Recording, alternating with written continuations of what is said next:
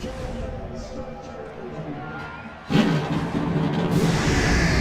listening to the Dirty Air Podcast. Hey, let me hear some Skinner, brother. It's in the face, Dillner. In the face. I don't really, to be honest with you, I don't know how to party. And now, here are your hosts, Chuck Bush, Jonathan Merriman, and Matthew Dillner.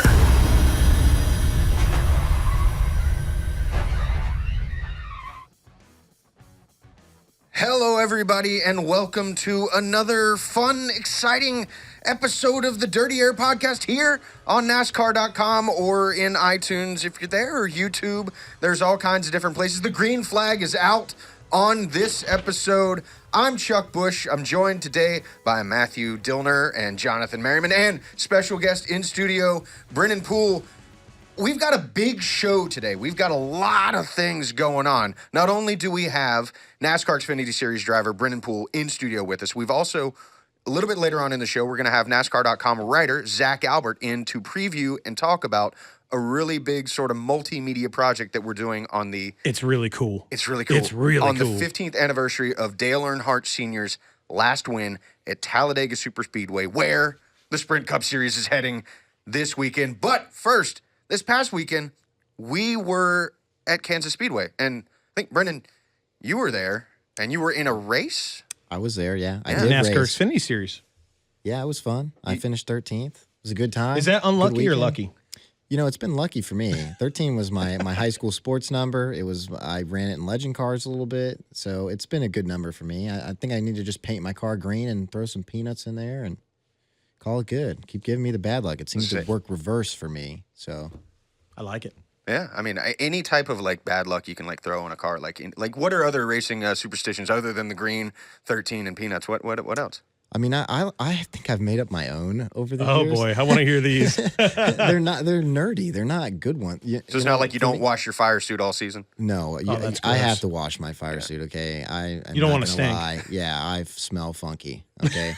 So I have to... That could be a good intimidation factor thing. I have to put my shoes... I put my shoes in my locker, but I have to put my watch in my left shoe with my hard card in there, and then I have to put my phone, wallet, miscellaneous items in the right shoe. Just jam it all in there, and then put it in the cabinet. And if I don't do that, I just feel like something's out of place. I don't know. And then also too, this may not be a good thing to say, but when I go to the restroom, I have to use the same urinal the whole weekend. I will wait. Wow. I will wait. So you'll until literally someone leaves. wait 10 deep on a line just to get stall number 3. If someone's waiting 10 deep to use the restroom, I may just wait. I may just go, I'll maybe okay, this is a bad. Why are there 10 guys lined up where there's multiple options here? This is getting It's weird. like Martinsville. The bathrooms at Martinsville, you got to wait a while. Yeah. It's not good. Yeah, well, at least, don't eat 12 hot dogs while you're there. True. You won't. Yeah. Yeah. I don't like hot dogs. Anyway.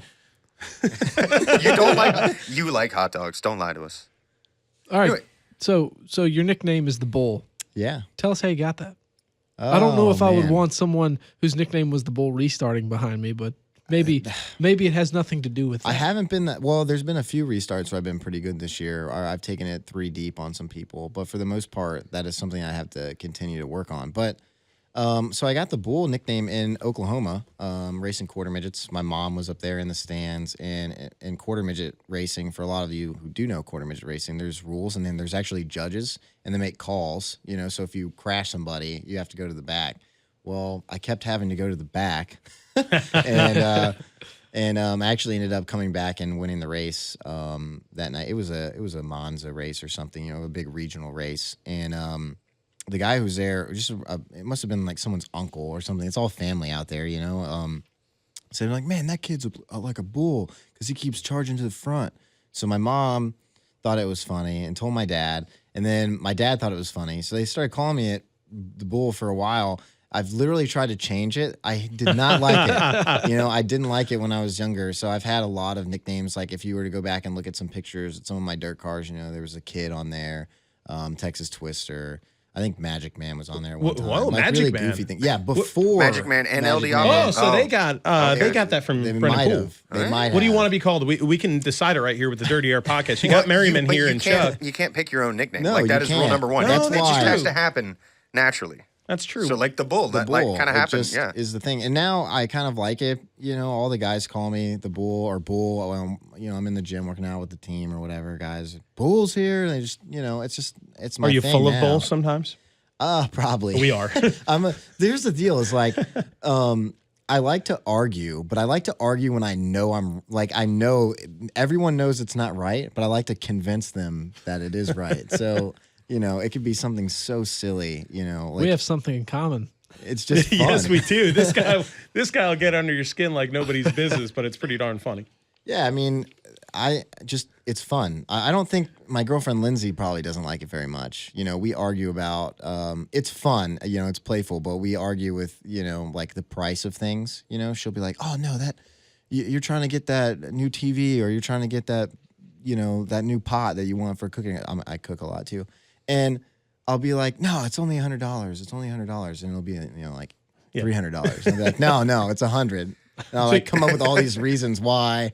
And she'll be right. She's like, I have it on Google right here. It is 300. I'm like, I'm telling you, I was there yesterday. It's 100. You know, Facts like, don't matter. Yeah. No, Facts don't no, matter. Yeah. It's just like the show. Anyway, speaking of your girlfriend, how long have you been going out with Lindsay? Lindsay is Giannini? Is Yeah, that's correct. Correct. Yeah. I'm from New York. I could pronounce those things.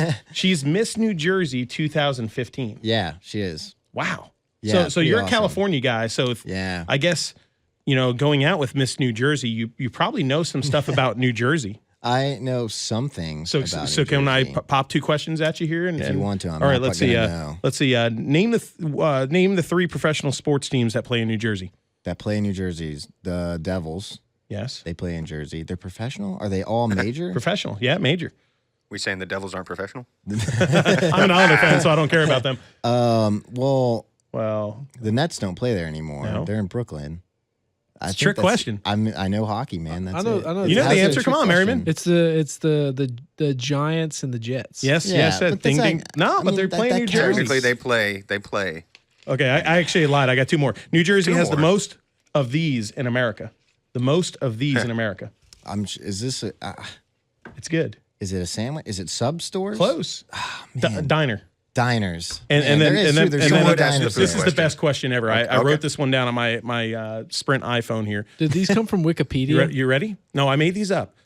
Okay, Jack Nicholson, Bruce Springsteen, John Bon Jovi, Neil Diamond, Martin Truex Jr., and Queen Latifah. Which one of these are not from New Jersey? Oh man, there's only one of them that's not. Only one of them. Queen I Latifah, feel like- Jack Nicholson, Bruce Springsteen, John Bon Jovi, Neil Diamond, Martin Truex Jr. I feel like Martin Truex Jr. is from Connecticut, but I'm not sure. So you're saying Martin Truex Jr.? I guess so. Is He's that from true? Maeda, New Jersey. He is from New Jersey. It's Neil Diamond. He's from Brooklyn. You're not a good. Neil you Diamond. I need don't to know get your these things. girlfriend I'm from the West to help Coast, you out. man. All right, how am I so- supposed to know these things? So you're from California. Yeah, I was you born there. moved to Texas, and I now did. you live in North Carolina. And he dates Yes. Miss New Jersey. And You're you a date Miss Jersey. You're like all over the. So if I map. had to Yeah. ask you where you consider home, Do you know how many states I've raced in? How many? How many have I? No, you have to make Oh, a I have guess. to I'm guess. gonna oh, guess that, trivia back 48. on you. No, 48 would Okay, be he's a putting good it back guess. on me. 25. I'm going to say 22. You were the closest. Huh? I was close. 26. Ah, that's pretty impressive. And how old are you? I'm 24. Wow, more so states by the than time age. you're 50, you need to hit all the states. I mean, yeah, I guess I'm You gonna got have to, time. I'm You gonna have got to do plenty of something. time, I got a lot of time. Yeah. Yeah. Well, you got a lot of time and your career progression, you know, from when I first actually raced with you and you were way ahead of me in Legends cars, and then the, you know, big success in the ARCA series, 6 wins Yeah. there, and now in the NASCAR Xfinity series, but you're really looking forward to increasing what you're doing in 2016. Yeah, for sure. Obviously, the goal for me is to run, go win a championship. That's the ultimate goal. So hopefully I get to do that. Everything's been great with the team, so I feel good about my situation and where I'm at. I couldn't be happier to get this opportunity. But, I mean, my story a little bit. A lot of people don't know, but for the last 2 years, I didn't have anything. I was, working as hard as I possibly could to stay alive in the sport. I filmed Dartfish for RCR. I spotted in Xfinity trucks, ARCA. Just doing whatever I could to be around the sport and work my connections, and got a couple opportunities to drive here and there over the past couple years, and I was able to win some big races, and that's what kind of got me the call from Harry Scott and Chip Ganassi. And so getting the opportunity, man, it's like relief. It's like, yes, I'm going to get a shot. But at the same time, it's like my work's just started. Now it gets serious. Now I have to pull the seatbelts down and go get it. So this year was great. I learned a lot. I had to learn an entirely different style of racing, something wasn't used to, because it's way different. It's almost like everything you learn growing up racing to some degree is like you just throw it out the window and you just start learning everything over again. So I feel like Kansas was a great last race for us to end on. We built a lot of momentum up for, of course, the last 3 races with Kyle, which he's going to do an outstanding job. I think he's probably going to win one of these things, these last 3 he's got. But, it just builds us up for next year. It's a first-year team, and we're trying to grow this thing into a championship deal. So I feel good about it. It was a good race. We ran up in the top 10. I flew past Austin Dillon and Joey Logano. One time I went 3 wide with him. I'm like, man, I can't believe that happened, I'm racing, I got to race around a lot of good guys, Chase all day, Austin all day, Joey all day. Like I race with really good cars. So, that's good news for us. We're going in the right direction, and I'm learning too. I'm way behind. I've raced not even 20 races in the last 2 years. So, for me, just getting my feet wet, learning as much as I can so that next year I'm prepared, so see what happens. So then outside of, the cliche, I want to win a championship in 2016, what is your goal for 2016? My goal is to win the championship. I feel like I'm capable of doing it. I've won 9 championships in my career, and I have 217 or 18 wins or something. I don't know. So I feel like I know how to get it done. I just need to put in the work and learn the things that I need to learn in order to do it. So I think I was behind on seat time and experience this year. I felt like I learned a lot of things that I need to learn, and next year I just need to come out of the gate strong and have some statement races, contend for wins, win a couple races, run every lap, finish every race on the lead lap, run every lap. And I'm going to be in contention to win it. And so I feel good about that. But, yeah, just like every driver, I have to win races. I have to prove that I can do this so I can stay here. And obviously I work so hard for this that I'm going to do whatever it takes to win because this is the only thing I know how to do. Well, hopefully next year you will get that first win. Maybe that 42. Get some W's. Get some W's. Maybe the 42 will get a couple wins towards the end of the season with Larson in there, and then carry that momentum going into next season. But Brennan, thank you for joining us here on the Dirty Air, and best of luck in 2016. Yeah, thanks. I appreciate it.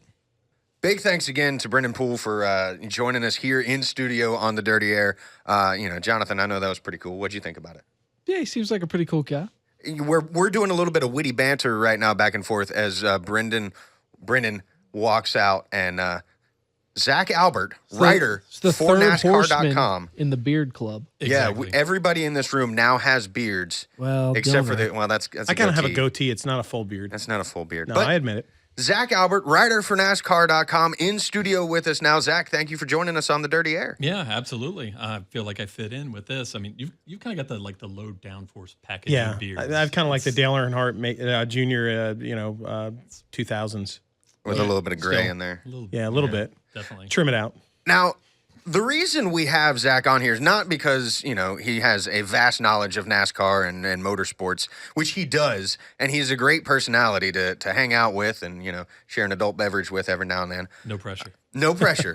No pressure. But we just passed last week the 15th anniversary of Dale Earnhardt Jr.'s last win at Talladega. Now, why is that important to us? It's just, it has always resonated as one of the best highlights, one of the most fantastic finishes that's ever been in NASCAR history. And Dale Earnhardt's last win, the 76th win of his career, and just the fashion of how he won it, where he won it, and just how the fans adored him, especially at Talladega. You see it with his son, and it did not skip a generation at all. And it was an electrifying finish, and just an exclamation mark on just what was easily first ballot Hall of Fame career. So many legendary things in there, the career of Dale Earnhardt. But that moment right there, how was that possibly the greatest 5-lap performance, especially on a super speedway, that we may ever see. And it's hard to say, will we ever see anything like that again? I mean, 10 wins at Talladega, the next nearest is 6, and that's his son and Jeff Gordon. And are we ever going to see that? But 18th to 1st, I mean, it was a march that was just, I mean, I don't care where you watched it, whether it's your living room or whether you were there. It was one of the most magical moments, not only in Talladega history, but in the great career of Dale Earnhardt, but in NASCAR history. Just and one of the great broadcasts too. I mean, it just, Jerry Punch was on the call, and I talked to him too, and just his recall of all the events and everything. Not only was it just a fantastic performance, but just everything about the crowd and hearing them over the roar of the engines. That's one thing that always stuck with me. Just in 15 years after the fact. If you're watching on NASCAR.com or YouTube, you can see the highlight of Dale Earnhardt charging through the field and heading to the front and taking the checkers at Talladega. Kenny Wallace pushing him. And you talked about it. You said you talked to Jerry Punch. You talked to Kenny Wallace. You've talked to all these people. What was it that you put together an oral history of this day and of this moment? Yep, absolutely. The idea was to get as many people as possible to retell the story. And it's interesting because it's like nothing else I've done, because in terms of like my writing, it wasn't so much that. It was mainly just trying to track down as many people as possible who were there, either drivers that were in the field, crew that were over the wall, broadcasters that were in the booth, crew, team, all those people, and just to get their voices and let them be heard with all their recollections. And it's amazing, what people will remember 15 years down the road. Some people's memory is like it was yesterday, and then other people, it's like you kind of have to trigger a few things. One of the funny parts was, we got Dale Earnhardt Jr. for this project, and very gracious with his time and everything. We got him at Darlington. We start off, and he's like, "Man, that was 15 years ago," and I'm like, "Oh, he's not going to remember anything." And then it all started coming back, and it was almost like he was doing play-by-play of that final, those final 2 laps, and where he was, right there up front. So his perspective was amazing, and just his insights, and he's a big history buff of the sport. So, I kind of figured that sort of stuff would start to coming back to him, and it sure did. And then, that was a key piece of the puzzle. You've been working on this thing since July. We were talking about a little bit earlier, and I mean, that's blood, sweat, and tears put into this thing. It's no small sidebar article. This thing is huge. Talk about how much work went into it, how long you worked on it. I mean, I'm sure you've probably lost sleep over getting this thing done. So, I mean, this is a big deal. Yeah. What I started with was a wish list of like, okay, who can I get in touch with, and who would be good about, who was key to this race. And, I started off just watching the whole race and just taking notes, like just watching it from green to checkers and just taking notes, and had my wish list of here's who I wanted to talk to. The funny part is you start to talk to people and they're like, oh, well, you should really talk to such and such. And then and the list grows. And by the time it does that, it's like 30 people. And so, it almost kind of takes a life on of itself, and it just kind of grows from there. So, it was a lot of work. There's it's exciting. There's certainly a sense of relief too, but I felt like it, the moment was so great and so important, such an important piece of NASCAR history that, to do it justice, let's make it be comprehensive. And that's kind of the approach. How many people did you talk to? 31. 31. Wow. Were there any that stand out as like, this is the guy that makes this story? There were several, and I don't want to diminish anyone that I talked to, because everybody had something to say and something to contribute, just from their perspective. And it was, everybody had different views of what this moment was about and what it meant to them. Kevin Hamlin, who was Dale Earnhardt's crew chief, was a big part of it. His recall of, he broke his back in a monster truck accident, like an exhibition right before, the night before the race. And, he's recounting going to the care center and just being in a load of pain before this race ever started. And his account of all that was amazing. But, Dale Jr., Bobby Labonte, Steve Park, tons of drivers and crew that were great in that. And there was one guy that, if you look at the video, there is a guy in victory lane that won the Noble. Was it the Noble Million? Is that? It was the Noble 5 program it was $1 million bonus. And Dillner actually has one that he's got with us.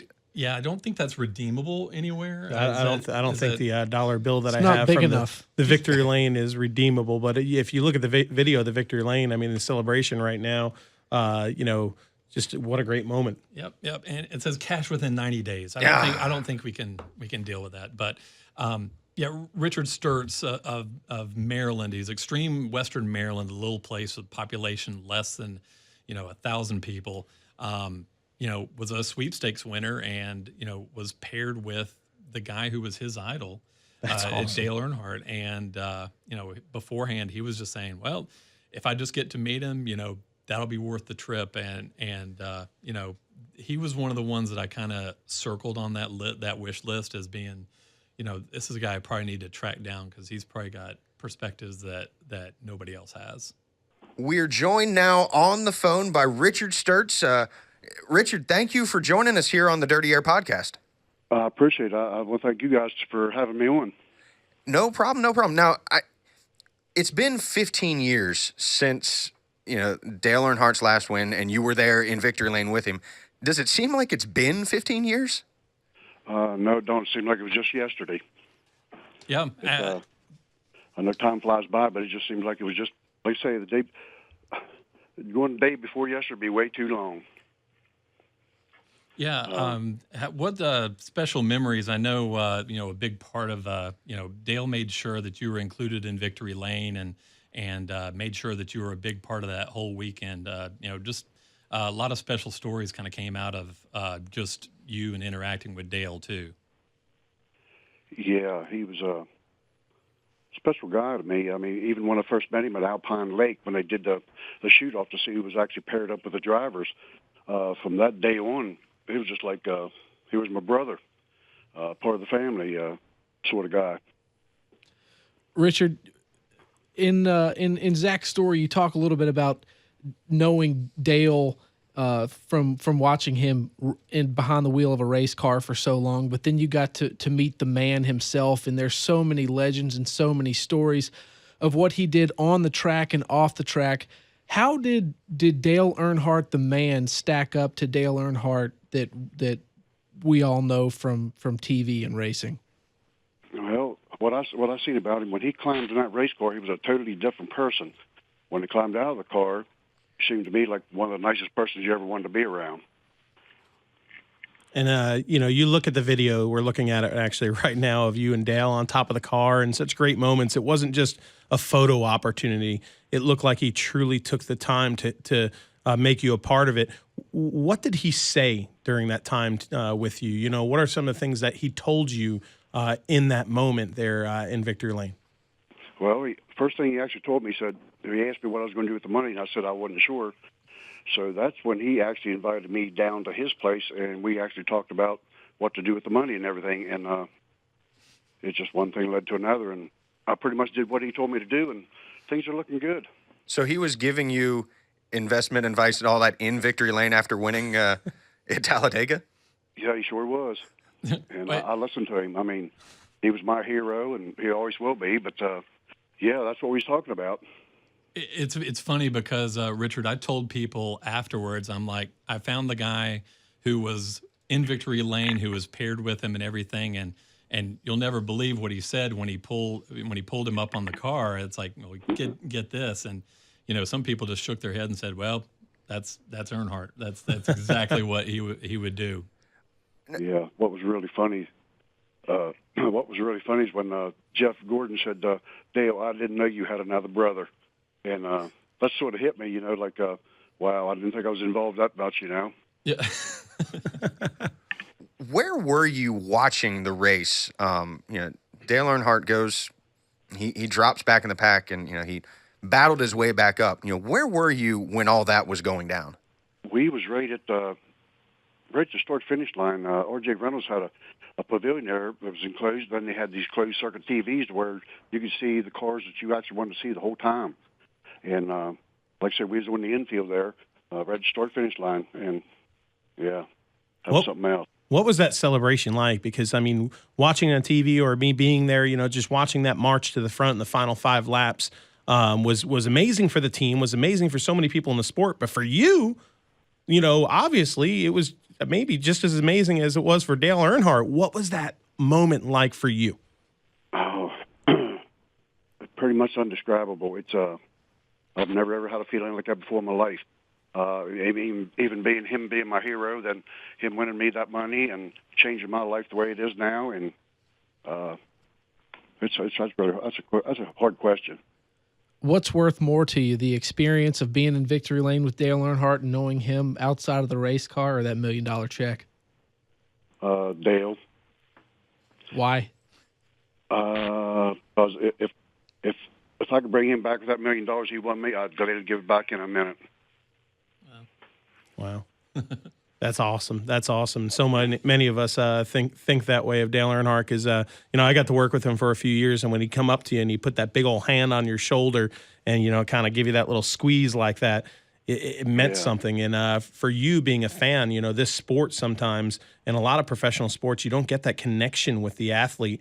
And for this one, to be able to get that connection with your hero, that's got to mean something not only to you as a person, but it's had to have meant something for your whole entire family and for everybody that that this is one of the great moments of your life. Right. Speaking of my family, my mom and dad had never ever watched a NASCAR race until we won that race, and then my in-laws the same way. I got so many people that watches NASCAR now over me and Dale being together at that time than never before. I mean, it's just unreal up this way. Got a lot of pictures in your house, I assume, of the moment? I actually, when I built my new house, I had a NASCAR room built in my basement. Awesome. And it's full. I mean, it's from wall to wall. It's pretty unreal. So it's been 15 years, and you hear a lot of people say, oh, if I win $1 million, I'm going to quit my job the next day. What have you done in the past 15 years since winning that money and being in victory lane? Actually, I made a pact with the other 4 contestants. If anybody actually won that money, the winner would actually send them $10,000 apiece. So we did that. We won, and we sent the other 4 contestants $10,000.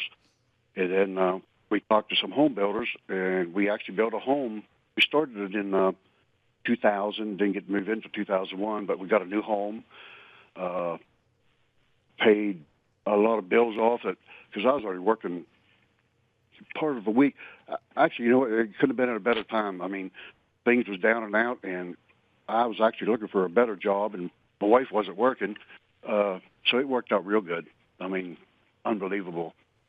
And this was all from filling out just a contestant entry blank at a trip to Darlington, right? Right. Yep. And never knew that would turn into something like this. No, never would have dreamed that was going to be the day I met Dale Earnhardt. Like I say, I've been watching him, following him since back in the early '80s, and I actually told Mr. Albert that I actually got mad at him sometimes when he'd go up there and push somebody out of the way just to win a race. But that was the difference in Dale. Like I say, when he gets in that car, he's a totally different person what he is when he's out of it. And one last question here before we let you go. Have you been to any other races since then, or did you figure no, I won $1 million race, I can't go back? Oh no, we went to Daytona. We've been to just about all the tracks except the ones west of the Mississippi. And then thanks to the nice people at NASCAR Illustrated, I'm going back to Talladega this weekend. Yeah. Awesome. Wow. Well, that will be that'll be pretty cool. Some be there great on memories that'll rush back, I'm sure. 15th anniversary, and man. Yep, we usually go to Talladega every year, but this year we run into some problems, not financially, but we are running into some medical problems with some of our family members, and we actually wasn't going to go until, they say, the great people at NASCAR Illustrated made arrangements to send me some tickets. Yep, absolutely. And a lot of thanks goes to Talladega Super Speedway for helping to make that happen, too. So we appreciate them helping out. Yeah. Another thing about Dale, that pickup truck that I actually got off of him, it was his idea to put it in the NASCAR International Hall of Fame down in Talladega. Yep. They had it down there for about a year because of him. And then his great wife, she come and got it here a few years ago to celebrate his race, his last win there in April on his birthday. And she had my truck for about 7 months in Dale's museum. So not only the money, it was a pickup truck that I got off of him too. Well, that's you get to meet your idol, you get to get $1 million, and you get a pickup truck. I would say that was a full day. And he's forever. You're a part of Dale Earnhardt's legacy. Yeah, I'll never give him up. I mean, he might be gone, but he might be racing in a better place. Who's to say? That's right. Well, Richard, thank you for joining us here on the Dirty Air podcast, and have a wonderful rest of your day. Sure appreciate you guys having me on there. And like I said, once again, I want to thank NASCAR Illustrated for sending me the great race tickets for this weekend. And hopefully we'll all get to meet you in Talladega. I hope so. I'm looking forward to it. All right. Thanks again. We'll talk to you soon. Thank you, guys. Yeah, I got to tell you, that really just kind of puts that personal touch when you get to speak with someone who, one, was in victory lane, and two, got to win $1 million. Yeah, absolutely. I mean, he was just such a good personality, and just such a, it's like trying to find that guy, that guy that just adds that extra little something. And, I was just super happy to find him. How did you find him? It goes back to the snail mail roots, actually. When you win $1 million in a little rural town like that, your phone number goes unlisted pretty dang quickly. So, I just started searching as many Sturzes as were in the phone book in this little small burg in Western Maryland, and just trying to ring up as many as I could. And so I got a cousin, I got like a nephew, and wow. they said, well, we might see him, and we hope to see him. So I called back the next week. Well, haven't seen him, like that. It goes from that. And so finally they said, you might just send him a letter. And I was like, okay. They gave me an address, and I'm like, all right. So I'm at the, 4-day weekend in Bristol. So I, scribble out and said, here's all my contact information.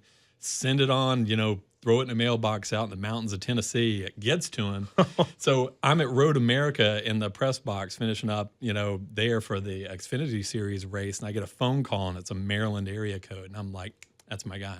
And there he is. And so I'm like, yeah, can I give you a call back next week? Like once I get back actually into town. And so it went from there. That's awesome. So anyway, that was the due diligence on that one. Well, I got to be honest. I've read through the oral history, and it's amazing. It is just amazing. And for all of you fans that are listening to this on iTunes, or if you're watching on NASCAR.com, there's probably going to be a link in a little blog that we do, so you can go and take a look at the stuff. And if you're on the homepage all weekend long at Talladega, it'll be up there in a prominent place. What all have we done with this? There's the oral side of it. There's the written side. Yep. And absolutely. Then what else? Well, we've got all kinds of video packages. We did tons of interviews that were on camera as well, and we'll also have a full replay of the final 5 or 6 laps. So great. So just in case you're missing that piece, or just want to relive one of the best moments that we've had on track and in modern NASCAR history, you can definitely rewatch that part of it as well. So it is an entire multimedia experience for Dale Earnhardt Sr.'s last win on the anniversary of that. And it was at Talladega, which is where we're heading this week. And it is the next elimination race in the chase for the NASCAR Sprint Cup. And everybody's been saying it's a wild card race. And you're laughing because of Kansas. Wow. What happened in Kansas? Wow. I don't know. Well, Joey Logano, for all intents and purposes, should be able to have a bologna sandwich and cruise around Talladega because he's not in fear of elimination. Does he even need to start? But did he poke a tiger is the question? Joey Logano made the best decision of the chase and the worst decision of the chase, one of the worst decisions of the chase, all in the same day. First off, I want to say he did to Matt Kenseth in terms of getting in a position to win a title and taking out a legit contender, what someone should have done to Harvick, maybe not spun him, but they should have beat him and put Harvick out of the chase. And the bottom line is Kenseth blocked him. Yes, well, Kenseth blocked him, but I think Logano could have passed him cleanly because he had a couple laps to do it. But having said that, the rest of the field who makes it into the eliminator round has one less person to worry about if he doesn't win, if Kenseth doesn't win at Talladega. But if Kenseth doesn't advance. Ooh, what happens then? Then what happens to Joey Logano? Because right now I feel like if Kenseth isn't in it, it's Joey Logano and Kevin Harvick battling it out at Homestead, in my opinion. I do too, but did he create an enemy? Yeah, is the question, guys. But if at Homestead, if Joey Logano goes to pass Matt Kenseth and he goes high, maybe Matt Kenseth gets a little loose and doesn't give him room. The 22 gets into the wall. All I'm saying is it was the biggest race. It was the biggest move because you took somebody out who's a legit threat to win a race, and it's, one of the worst moves because you also took a guy out running for a title. Yep. So what do? You hit the nail on the head because he did what he had to do. He was getting blocked. He did what he had to do to win the race, but yeah, that could create trouble for him in the next round. And the thing is, it's like you can knock Matt Kenseth out of championship contention. You can take away his title eligibility, but you're still going to have to race him down the road at a lot of places where, Kenseth is going to be running near the front, and I imagine Logano is too. He can make life really difficult for him in these remaining races. I just really feel like, it's a double-edged sword here, but Kevin Harvick's licking his lips right now. Oh, yeah. If he can get through Talladega, the 22 who's been fast all year long, not a problem because Matt Kenseth is going to take care of that, in my opinion. The 20, not a problem because he's not going to be in it. So, you essentially, Joey Logano killed two birds with one stone, but one of those birds could have been himself, if that makes any sense. Yeah, but he had nothing to lose. He didn't. Zero to lose. Well, and that's my question here. All right, so Joey Logano gets the win in Charlotte. He doesn't need to win in Kansas. But he's a racer. He is a racer. But, looking at the big picture, is that where you maybe kind of lay off, or is it in that moment in the heat of the battle? It's like, look at what Kevin I'm Harvick going did. for the win. Look at what Kevin Harvick has done. He's taken that take no prisoners mentality out there, and it's worked for him. Has he ruffled some feathers over the past year and a half or so? Yeah, some of those guys have. Joey Logano is not going to be pushed around. We learned that this weekend, but will it come back to get him is the question. I think this is great because everybody around America and around water coolers are doing exactly what we're doing right now. I just think Joey cost himself a legit shot at a title because I don't think Matt Kenseth is going to let that go. That's fair. Very fair. But if he's racing like that, if Joey is racing like that now, has he really lost a shot at it? A legit shot? Shoot yourself in the foot. If it comes down to Homestead, Miami, and Joey Logano's in the finale and him and Matt Kenseth are racing hard against each other and say Logano needs to go past Harvick, who's leading the race, and if the 20 car is not going to let him go by. No, you're not going to see Matt Kenseth dump Joey Logano unless it's something like Martinsville. You're not going to see that, but you're going to see him race him harder than he ever has. I think you can see it at Phoenix. We've seen it at Phoenix before. That's been, certainly a place where that's been visited in the past. So if we're looking at Talladega, everybody said it's the wild card, and we kind of talked last week that Kansas could be the wild card. And it's all crazy. You can't predict it. There's entertainment everywhere. But if you're looking at Talladega, who are you taking to win this race? Zach Albert. Oh, gosh, I got to go with Dale Jr. Had they been the class of the field on restrictor plate tracks, and, it's almost like until that changes, go with the chalk. Chalk pick for Zach Albert, taking the guy that has won, how many restrictor plate races this year? I remember joking around earlier this year of being in the restroom at some point during Talladega in the spring, and where you can't see anything, and just hearing the roar come up through the grandstands. And I knew at that moment Dale Earnhardt Jr. was in the lead, and Junior Nation, which is Dega Nation, erupted. So I think you're going to see a lot of that. You're going to see the 88 up front leading laps the entire time, and I can't disagree. Dale Earnhardt Jr. for the W. It's not the You're best. taking Dale Earnhart Jr. That's not the best place to watch a race, though. The bathroom? No. I wouldn't. I mean, I had to take a little break. I'm going to take the 88 too, but I want to share something that Marty Snyder from NBC Sports told us. I mean, Dale Jr. had the fastest car at Daytona for the 500, but it's the biggest blessing to that team he didn't win it because his car would be locked up in that museum. He wouldn't have the rocket ship that won Talladega and won the second Daytona race. So, I mean, you got a guy that's had the fastest cars all 3 times we've been on plate tracks this year. It's going to be ridiculous. That 88 car might lead every lap. Are we going to go 4 for 4 Junior here? 4 wide. Because I might change my pick if we do that. No, we're not. We're not. I'm not going to go with you. Because I was between that and Stewart. You gonna pick Gordon? No, I'm not taking Gordon. I think Gordon is your sort of like, not sleeper pick, but if you look at what he's done in this chase, he has been consistent and he's getting it. Like, he's moving in the next round, in my opinion. He won't get the win here, but Martinsville, Phoenix, there's some tracks coming up Texas that he could do well at. You know, he's historically done well at Martinsville. I am going to take Matt Kenseth.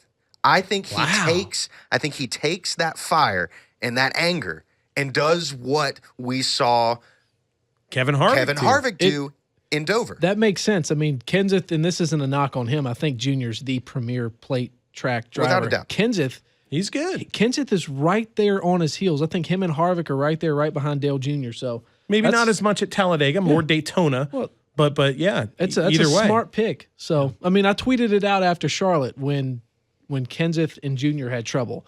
I said, don't overlook Kansas, but you got 2 guys who've won a lot of races on restrictor plates tracks. We could have, I mean, we could have we could have some big names too missing this chase here, not advancing on to the next 8. So it's going to be nuts. If you make it through, you're looking good. If that 20 car is not there. I tried to get cute with the audio there and tried to play a song, and I hit the wrong one. I thought I had clicked on it. It's okay, Chuck. It's Talladega. It's got the whole NASCAR world flipped upside down. Hopefully not literally. Can we hear the rooster sound effect again? We can hear the rooster sound effect. Chickens. Wake up. Talladega's coming. We got Eagles. Right now we're playing the Amerithunk national anthem right here. I think it's Amerithunk, Amera something. Jonathan Amerithunk? It's USA Anthunk. Anthunk. It's the national anthem. You'd never say Amerifunk. Amerifunk? That has a bad connotation, I feel like. Well, you didn't do an Eagle fact last week, and a fan on YouTube called you out for that. Well, it was kind of the experiment, right? Yeah, it was. And so we wanted to see if anybody would notice. So thanks, people fan are actually on YouTube. paying attention. Yeah, thanks, fan on YouTube.